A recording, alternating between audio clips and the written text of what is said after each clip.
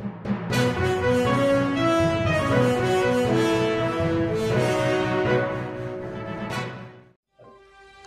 सोलापूर न्यूजमध्ये आपल्या सगळ्यांचं स्वागत।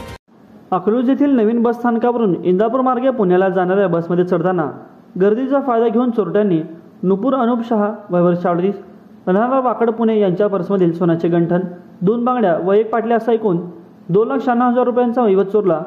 तर 4 ऑगस्ट रोजी दुपारी 1:30च्या सुमारास ही चोरी झाली होती।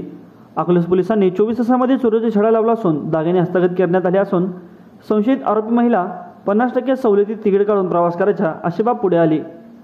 पुण्याला निघालेले असताना अकलूज बस स्थानकावरून इंदापूरला जाणाऱ्या त्या गाडीत चढत होत्या। त्यावेळी गर्दीमध्ये 4 महिलांनी नुपुरुषांच्या पर्समधील दागिने लंपास केले। गुन्ह्याच्या तपासासाठी अकलूज पोलिसांनी बसस्थानकाच्या स्थानकातून बाहेर पडणाऱ्या मार्गावरील 35 कॅमेरे पडताळले। त्यात 24 जण रिक्षातून टेंभुर्णीकडे जाताना दिसल्या। पोलिसांनी संशयित महिलांचा शोध घेऊन सुरू केला असता टेंभुर्णी परिसरात त्या महिला सापडल्या। त्यांना अटक करण्यात आली असून कैलाश उपाध्याय, नंदिता कांबळे, सुनीता सकट, आरती उपाध्याय वय 30 राहणार येरवडा जिल्हा पुणे फुलेनगरचे रहिवासी असल्याचे समजले। महिलांकडून गुन्ह्यांमधील 14 लाखांचे दागिने पोलिसांनी हस्तगत केले असून घटनेचा अधिक तपास पोलीस करत आहेत। माझं सोलापूर न्यूज या यूट्यूब चॅनलला सबस्क्राईब करा आणि बेल आयकॉन प्रेस करायला विसरू नका।